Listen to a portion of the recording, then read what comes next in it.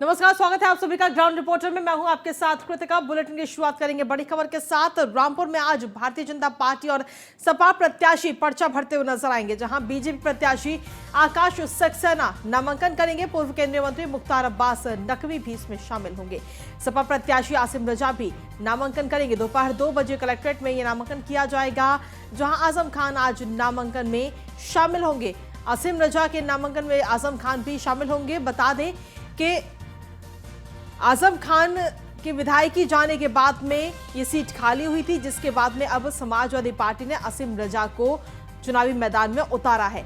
तो वहीं दूसरी तरफ भारतीय जनता पार्टी ने आकाश सक्सेना को चुनावी मैदान में उतारा है। दोनों के बीच में कड़ी टक्कर है। देखना होगा कि वहां की जनता किस पर भरोसा जताती है।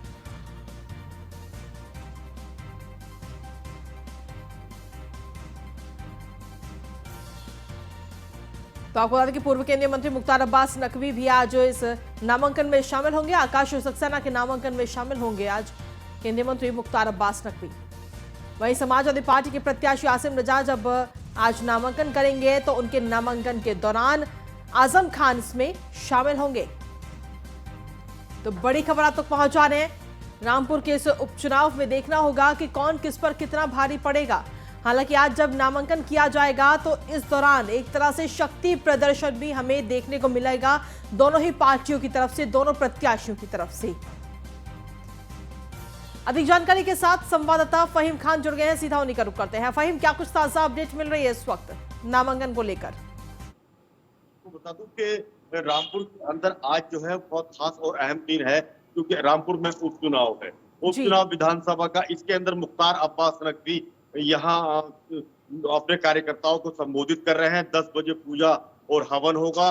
11 बजे नामांकन कराने के लिए वो कलेक्ट्रेट परिसर की ओर कूच करेंगे और उसके बाद में फिर आजम खान की तरफ से भी एक बैठक आहूत की गई है, जिसमें कार्यकर्ताओं को बुलाने के बाद उनसे सलाह और मशवरा होगा और उसके बाद रणनीति बनाई जाएगी कि किस तरह से इस चुनाव को लड़ना है। और 2 बजे के लगभग उनका नामांकन पत्र दाखिल कराने के लिए आजम खान कलेक्ट्रेट की तरफ आएंगे। तो इस वक्त की जो अपडेट है वो यही है कि बहुत ज्यादा गर्माहट और हलचल है इस वक्त रामपुर में, और सियासी पारा बहुत हाई है। ठंड का मौसम है, लेकिन पसीने छुड़ा रहा है कार्यकर्ताओं का ये मौसम।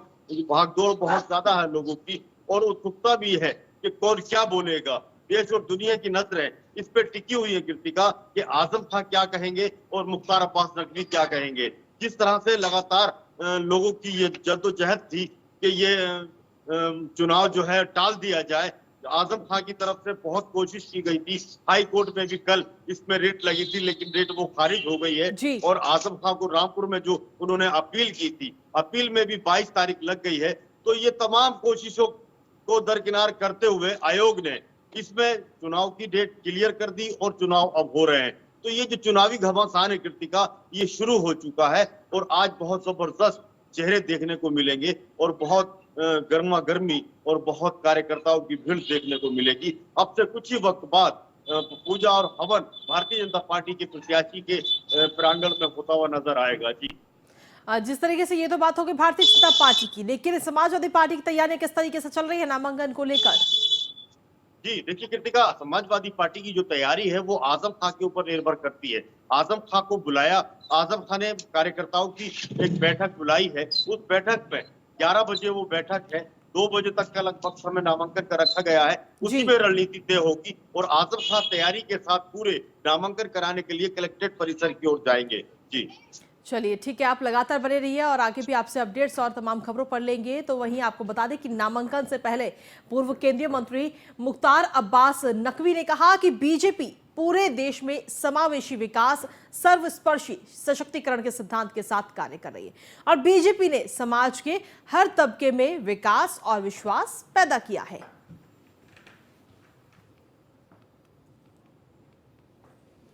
देखिए, मैं तो रहूँगा और पार्टी के सभी वरिष्ठ लोग रहेंगे उसमें, और ये उपचुनाव जो हो रहा है ये महत्वपूर्ण है। और भारतीय जनता पार्टी के उम्मीदवार हैं आकाश सक्सेना साहब, बहुत ही कंफर्टेबल तरीके से, बहुत बेहतर तरीके से भारतीय जनता पार्टी और कमल का फूल मिलाएगी, मुझे पूरा यकीन है। और पूरी पार्टी के कार्यकर्ता और रामपुर की जनता इस बात को एहसास करती है कि आज केंद्र में जो मोदी जी की सरकार है, प्रदेश में योगी साहब की सरकार है, वो जो समावेशी विकास और सर्वस्पर्शी सशक्तिकरण कर रही है। वहीं रामपुर में भारतीय जनता पार्टी के प्रत्याशी आकाश सक्सेना ने एक पत्र लिखा है। निर्वाचक रजिस्ट्रेशन अधिकारी को यह पत्र लिखा गया। आजम खान का नाम वोटर लिस्ट से काटने की मांग की है उन्होंने। आरपी एक्ट के हवाला देते हुए वोट देने के अधिकार से वंचित करने की मांग की गई है आकाश सक्सेना की तरफ से। तो ये बड़ी खबर आप तक पहुंचा रहे हैं। आजम खान का नाम वोटर लिस्ट से काटने की मांग इस वक्त आकाश सक्सेना ने की है। उनका आरपी एक्ट के हवाला देते हुए वोट देने के अधिकार से वंचित करने की मांग की गई है आकाश सक्सेना की तरफ से, और यह पत्र इस वक्त लिखा गया है। बीजेपी के प्रत्याशी आकाश सक्सेना ने निर्वाचक रजिस्ट्रेशन अधिकारी को यह पत्र लिखा है। तो बड़ी खबर आप तक पहुंचा रहे हैं। आजम खान का नाम वोटर लिस्ट से काटने की मांग आकाश सक्सेना की तरफ से की गई है। हालांकि देखना होगा कि अब क्या फैसला लिया जाता है। हालांकि आज जब समाजवादी पार्टी का प्रत्याशी नामांकन करने के लिए जाएगा आसिम रजा, तो उनके साथ में आजम खान भी नजर आएंगे। लेकिन फिलहाल आकाश सक्सेना ने एक पत्र भेजा है और इस पत्र में सीधे तौर पर आजम खान का नाम वोटर लिस्ट से काटने की मांग आकाश सक्सेना ने की है।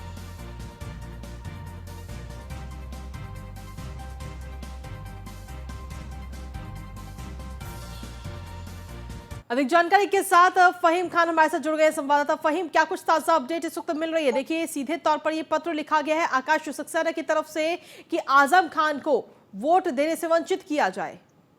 जी देखिए कृतिका, ये एक अपने आप में बड़ी खबर है आज रामपुर में। जिस तरह से भारतीय जनता पार्टी के प्रत्याशी आकाश सक्सेना ने 3 साल की सजा का हवाला देने के बाद आरपी एक्ट की बात की है और कहा है कि इन्हें वंचित किया जाए वोट देने से और वोटर लिस्ट से इनका नाम पृथक कर दिया जाए, यानी कि काट दिया जाए। तो जिस तरह से इनकी ये मांग है, इस ये अपने आप में बड़ी बात है कि आजम खान को क्या वोट देने से वंचित किया जाएगा?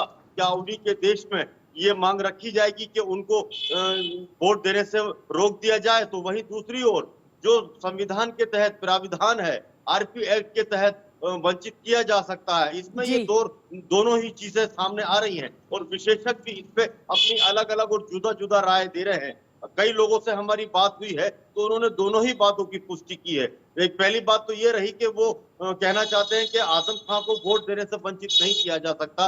रिलीजन के आधार पर उनके साथ ये जो भेदभाव किया जा रहा है ये गलत है। तो वहीं दूसरी ओर जो एक्सपर्ट है, संविधान के विशेषज्ञ हैं, उनका ये कहना है कि आरपी एक्ट कहता है कि उस आदमी को जो सजा याफ्ता है उसको संविधान से ये आज्ञा मिली हुई है कि वो उसे वोट देने से वंचित किया जाए, वोटर लिस्ट से उसका किसी का नाम काट दिया जाए और वो वोट ना दे सके। तो ये जो आकाश सक्सेना ने ये मांग की है, इससे एक नई बहस छिड़ गई है और एक नई बहस ने एक नए सवाल को जन्म दे दिया है कि आजम खान के सिर पर तलवार फिर लटक गई है वोट देने की। क्या वो वोट दे पाएंगे या नहीं दे पाएंगे, ये तो आने वाला वक्त बताएगा। लेकिन इसकी शुरुआत हो गई है और शुरुआत के साथ ही इसमें बहुत सारे सवाल खड़े हो गए। जी कृतिका, जिस तरीके से ये पूरा मामला इस वक्त सामने आया, इस पूरे मामले को लेकर, इस पत्र को लेकर आजम खान की तरफ से क्या कुछ प्रतिक्रिया मिली है अभी तक? जी देखिए, बिल्कुल 11 बजते बजते प्रतिक्रिया उनकी सामने आ जाएगी। हमने जानने की कोशिश की लेकिन वो संपर्क हमारा उनसे नहीं हो पाया। लेकिन आकाश कुमार सक्सेना ने साफ तौर पर कहा है कि ये उनकी जो मांग है उन्होंने रजिस्ट्रार को भी भेज दी है और इसके अलावा उन्होंने प्रतिलिपि भी की है, आयोग को भी भेजा है इसको। तो उनकी मांग को स्वीकार किया जाए और आजम खान को वोट देने से रोका जाए, वोटर लिस्ट से उनका नाम काट दिया जाए। आजम खान की प्रतिक्रिया 11 बजे के बाद आपको मिलेगी। लेकिन एक नई बहस छिड़ गई है ये और नया सवाल खड़ा हो गया है, एक नया प्रश्न है ये। जी चलिए, शुक्रिया तमाम जानकारी देने के लिए फहीम। तो जिस तरीके से अब देखा जाए तो रामपुर उपचुनाव जो है वो इस वक्त लगातार चर्चा का विषय बना हुआ है। हालांकि आज दोनों ही सीटों पर नामांकन का आखिरी दिन है। तो बीजेपी प्रत्याशी राजकुमार सैनी आज नामांकन करती हुई नजर आएंगी। वहीं समाजवादी पार्टी और आरएलडी के संयुक्त प्रत्याशी मदन भैया से सीधी उनकी टक्कर है।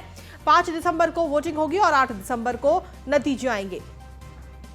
तो पूर्व विधायक विक्रम सैनी की पत्नी है राजकुमारी सैनी, जिन्हें भारतीय जनता पार्टी ने इस बार चुनावी मैदान में उतारा है और उनकी सीधी टक्कर आरएलडी और सपा के गठबंधन के जो प्रत्याशी हैं मदन भैया उनसे है।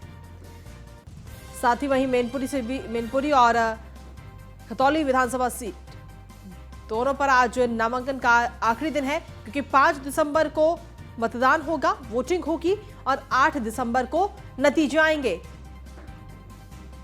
तो बड़ी खबर आप तक पहुंचा रहे हैं। सपा आरएलडी संयुक्त प्रत्याशी मदन भैया से सीधी टक्कर है राजकुमार सैनी की। 5 दिसंबर को वोटिंग होगी और 8 दिसंबर को नतीजे आएंगे। मैनपुरी और खतौली उपचुनाव से जुड़ी इस वक्त की बड़ी खबर आप तक पहुंचा रहे हैं। आज दोनों ही सीटों का नामांकन का आखिरी दिन है। और अगली खबर वाराणसी से, जहां पर ज्ञानवापी मामले में आज अहम दिन है, क्योंकि आज पूजा की मांग को लेकर कोर्ट की तरफ से फैसला आएगा। नियमित पूजा अर्चना की इजाजत को लेकर यह याचिका दाखिल की गई थी और इस पर सुनवाई पूरी हो चुकी थी, जिसके बाद में कोर्ट ने अपना फैसला सुरक्षित रख लिया था। एक धर्म विशेष के प्रवेश पर प्रतिबंध लगाने की भी मांग पर आज फैसला आएगा। मामले पर आज फास्ट ट्रैक कोर्ट में फैसला सुनाया जाएगा। तो ये बड़ी खबर आप तक पहुंचा रहे हैं। एक धर्म विशेष के प्रवेश पर प्रतिबंध लगाने को लेकर भी आज कोर्ट की तरफ से फैसला सुनाया जाएगा। तो वाराणसी से बड़ी खबर, ज्ञानवापी मामले में आज काफी अहम दिन है। हालांकि इससे पहले जो सुनवाई हुई थी उसमें सुनवाई पूरी होने के बाद में, जिरह पूरी होने के बाद में अपना फैसला कोर्ट ने सुरक्षित रख लिया था। अधिक जानकारी के साथ संतोष ओझा हमारे साथ हमारे संवाददाता जुड़ गए हैं। संतोष, क्या कुछ ताजा अपडेट मिल रही है इस बार? जो फैसला है वो आने की संभावना है। सिविल डिवीजन कोर्ट में फास्ट ट्रैक में है ये महेंद्र पांडे का ये कोर्ट है। समझा जा सकता है कि पिछली जो बातें हुई थी जिनमें आपत्ति दोनों ओर से दिया गया था, चाहे वो हिंदू पक्ष था चाहे मुस्लिम पक्ष था, आपत्ति के बाद आज फैसला है। जो उम्मीद है वो ये है कि इस पे फैसला आ जाएगा। एक बार बताते चले कि दरअसल ये 2 विषयों पे आज फैसला आना है। पहला कि वो हिंदुओं को सौंपा जाए और पूजा पाठ किया जाए, और दूसरा जो है वो ये कि उसमें मुसलमानों के प्रवेश पे वर्जित लगाई जाए। इस पे आपत्ति भी मुस्लिम पक्ष द्वारा किया गया था, लेकिन उस मुस्लिम आपत्ति को मुस्लिम कोर्ट ने नहीं सुना था।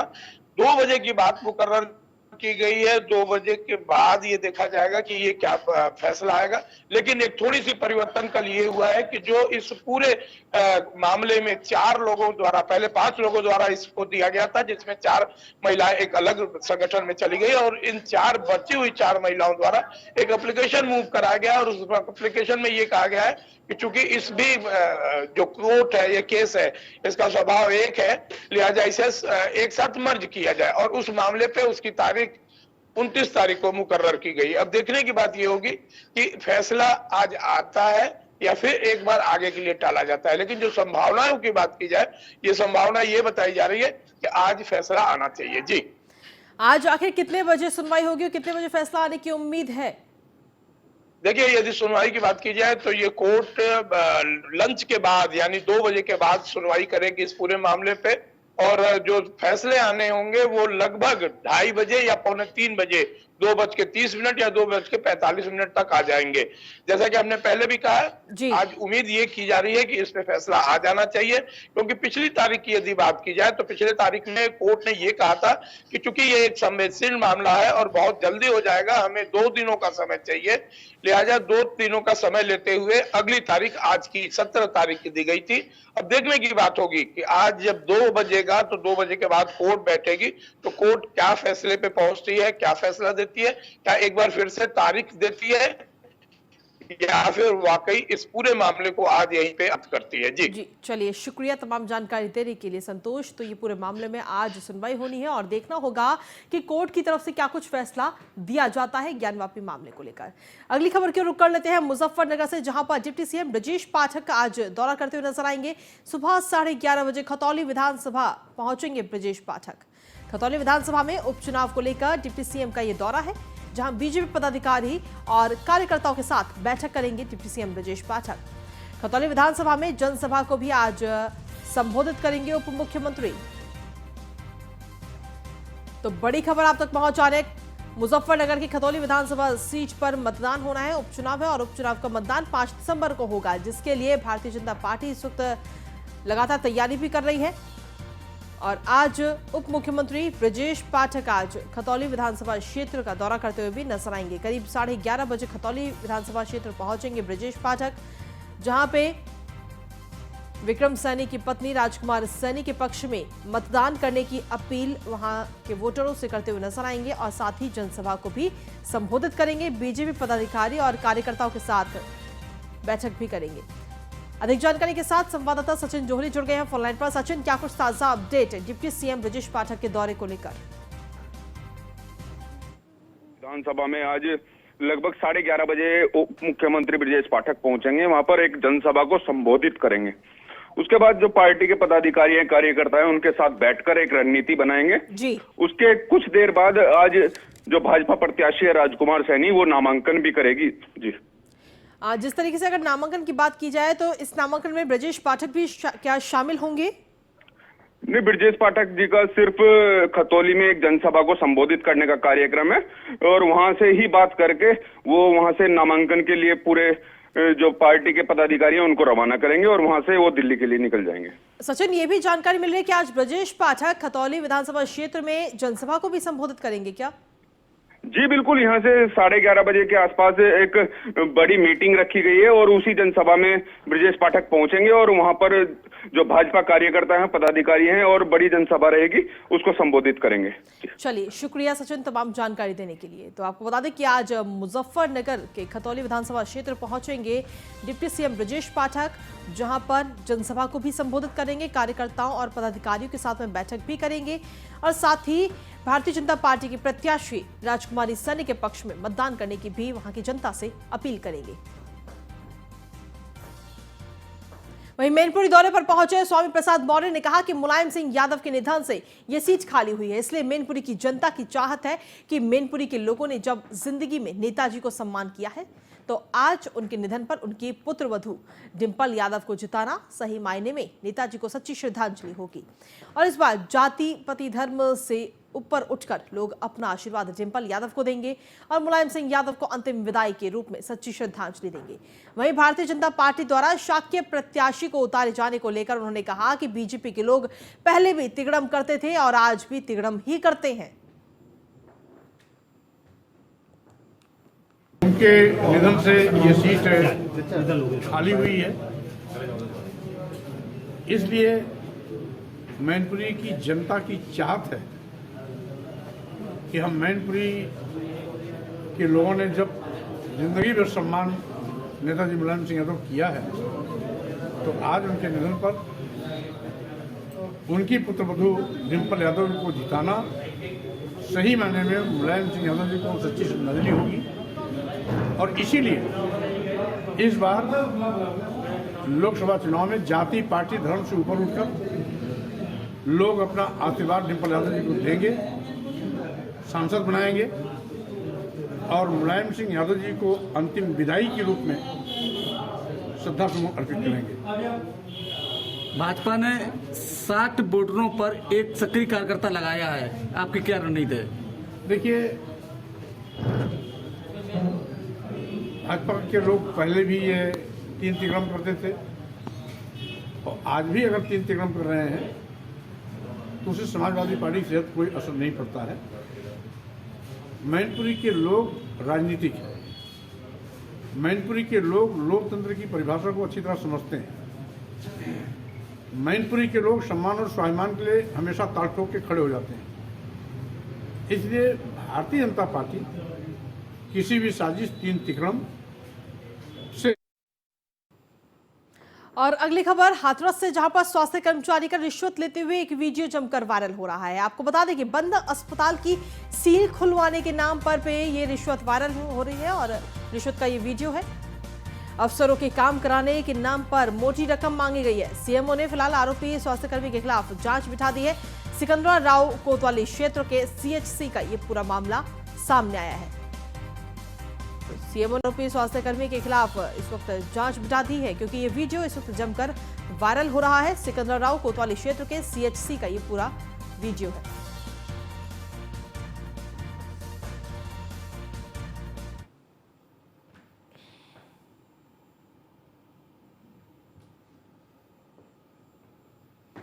तो अफसरों के काम कराने के नाम पर मोटी रकम यहां पर ली जा रही है लोगों से। सीएमओ ने आरोपी स्वास्थ्यकर्मी के खिलाफ फिलहाल जांच बिठा दी है। सिकंदराव कोतवाली क्षेत्र के सीएचसी का ये पूरा मामला है, जहां से ये वीडियो सामने आया है। अधिक जानकारी के साथ संवाददाता शुभम जुड़ गए हैं फोन लाइन पर। शुभम, क्या कुछ पूरा मामला है, ताजा अपडेट दीजिए। हाथरस के सिकंदराव का ये पूरा मामला बताया जा रहा है। बताते हैं कि एक हॉस्पिटल में कुछ कमियां पाई गई थी, इसको लेकर उसको सीज कर दिया गया था। लेकिन फिर जो एक स्वास्थ्य कर्मी है वो वहाँ रिश्वत की मांग कर रहा था और इस पर उसने पैसे भी दिए गए हैं। और इस वायरल वीडियो साफ दिख रहा है कि वो जो स्वास्थ्य कर्मी है वो पैसे गिन रहा है और बता रहा है कि 10-10 करके उसमें जो बोल रहा है कि 10-10 करके 2 बार आ गए हैं। तो कहीं ना कहीं स्वास्थ्य विभाग का एक बड़ा कारनामा सामने आया है कि पहले तो छापेमारी कार्रवाई करते हैं, फिर लोगों से सेटिंग करते हैं और फिर पैसे मांगते हैं। हालांकि इस मामले में सीएमओ ने तत्काल संज्ञान लिया है और जो ये स्वास्थ्य कर्मी है इसको सिकंदराव से हटाकर सादाबाद तो भेज दिया है, लेकिन प्रॉपर इस पर कार्रवाई नहीं हुई है। जी क्या कार्रवाई की जाएगी इसमें? क्या ट्रांसफर करने से तो पूरा मामला खत्म नहीं होगा ना? कार्रवाई करना तो बेहद जरूरी है, नहीं तो बाकी जो और स्वास्थ्य कर्मी है उनके पास भी यही मैसेज जाएगा कि चाहे कितनी भी आप धांधली कीजिए, कुछ कार्रवाई नहीं होगी। जी बिल्कुल, अगर हम इस कार्रवाई से अगर हम अंदाजा लगा सकते हैं तो कहीं ना कहीं इसमें स्वास्थ्य महकमा ऊपर से लेकर नीचे तक सब मिले हुए नजर आ रहे हैं, क्योंकि किसी का ट्रांसफर करना ये कोई कार्रवाई नहीं होती है और कहीं ना कहीं इसमें बड़े अधिकारी भी संलिप्त हो सकते हैं। जी चलिए, शुक्रिया तमाम जानकारी देने के लिए शुभम। और ग्राउंड रिपोर्टर में अब अगली खबर का रुख करते हैं लखनऊ से, जहां पर ट्रांसफार्मर में आग लगने से हड़कंप मच गया। लाल कुआं इलाके में ट्रांसफार्मर में ये भीषण आग लगी और पूरे इलाके की बिजली सप्लाई को तत्काल ही बंद कर दिया गया। लाल कुआं इलाके में पिछले 6 घंटे से ज्यादा बिजली गुल रही है। आग लगने से ट्रांसफार्मर और बिजली के उपकरण जलकर खाक हो गए। हुसैनगंज थाना क्षेत्र का ये पूरा मामला सामने आया था। हालांकि समय रहते ही इस भीषण आग पर काबू पाया गया। 6 घंटे तक बिजली सप्लाई को बंद कर दिया गया, क्योंकि अगर बिजली सप्लाई चालू रहती तो इससे कहीं ना कहीं और भी कोई अनहोनी घटना सामने आ सकती थी। इसलिए कोई भी अनहोनी घटना ना हो, इसका ध्यान में रखते हुए तत्काल ही बिजली सेवाओं को वहां पर बंद कर दिया गया उस क्षेत्र में, और करीब 6 घंटे तक बिजली सेवाओं को बंद रखा गया। तो लखनऊ में ट्रांसफार्मर में आग लगने से हड़कंप मच गया। लाल कुआं इलाके में ट्रांसफार्मर में ये भीषण आग लगी और ये तस्वीर भी आपको दिखा रहे हैं। पूरे इलाके की बिजली सप्लाई को तुरंत ही बंद कर दिया गया, जिससे कोई भी अनहोनी घटना ना हो। लाल कुआं इलाके में 6 घंटे से ज्यादा बिजली गुल रही है।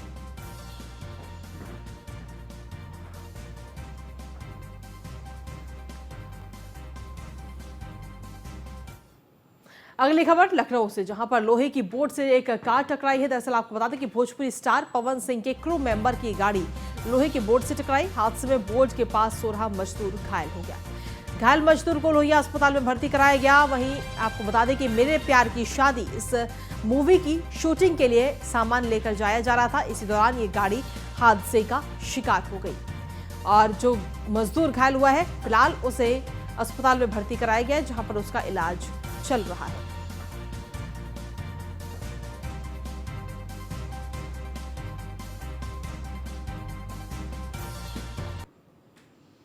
और अगली खबर एटा से, जहां एक सनसनीखेज मामला सामने आया। यहां पर बताया जा रहा है कि एक परिवार की शादी की खुशियां पहले ही दिन गम में बदल गई। सुहागरात पर पति ने अपनी पत्नी का घूंघट उठाया तो उसके होश उड़ गए। पति ने जब अपनी पत्नी का घूंघट उठाया तो वो किन्नर निकली, जिसके बाद परिजनों में हंगामा मच गया। फिलहाल पीड़ित ने दुल्हन और उसके घर वालों के खिलाफ रिपोर्ट दर्ज कराई है।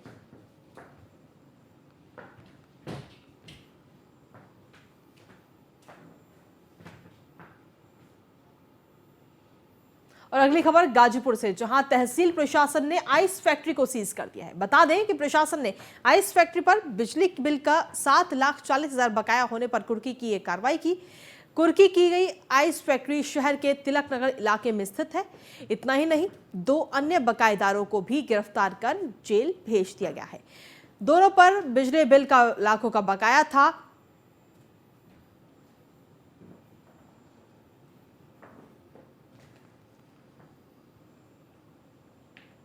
बिजली के एक बड़े बकायेदार हैं संतोष सिंह सन ऑफ कमलेश सिंह। उनके नाम 7,40,000 रुपए की बिजली की आरसी थी, जो इस आइस फैक्ट्री जो पीछे आप देख रहे हैं इसी पे उन्होंने लिया था। इसमें वो इस आरसी के सापेक्ष उन्होंने पैसा नहीं जमा किया था, तो आज उनकी इस आइस फैक्ट्री को कुर्क किया गया है। इसके अलावा भी 2 बाकीदारों को आज गिरफ्तार करके जेल भेजा गया है, जिसमें एक 4 लाख के बाकीदार स्टाम्प ड्यूटी के हैं और 5 लाख रुपए के बिजली के बाकीदार हैं। उन लोगों को जेल पे भेजा गया है। बिजली के एक बड़े बकायेदार हैं संतोष सिंह सन ऑफ कमलेश सिंह। वहीं श्रावस्ती में दिल को दहला देने वाली एक घटना इस वक्त सामने आई है, जहां पर धान की मड़ाई कर रहे एक किसान की थ्रेसर में घुस जाने से दर्दनाक मौत हो गई है। यहां पर बताया जा रहा है कि किसान धान की मड़ाई कर रहा था, तभी अचानक से थ्रेसर की तेज खिंचाव के चलते ये हादसा हुआ।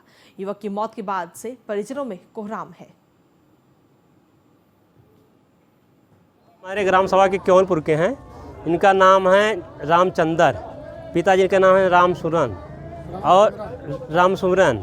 ये थ्रेसर से दवाई कर रहे थे। जब पूरा थ्रेसर से पूरा बाली ख़त्म हो गया, इसके बाद पल्ली में जो कुछ बचा उसी को भी डाल रहे थे और डालने के साथ उसी के साथ अंदर चले गए। मौके पर उनकी मृत्यु हो गई। तुरंत ट्रैक्टर वाले ने, गांव के वाले ने तुरंत दौड़े और इसके बाद बंद कराए ट्रैक्टर, और उसके बाद में इसको किसी तरह से निकाल कर खेत में रखा। और इसी के साथ फिलहाल ग्राउंड रिपोर्टर में इतना ही। बाकी तमाम खबरों के लिए आप लगातार देखते रहिए न्यूज़ 1 इंडिया।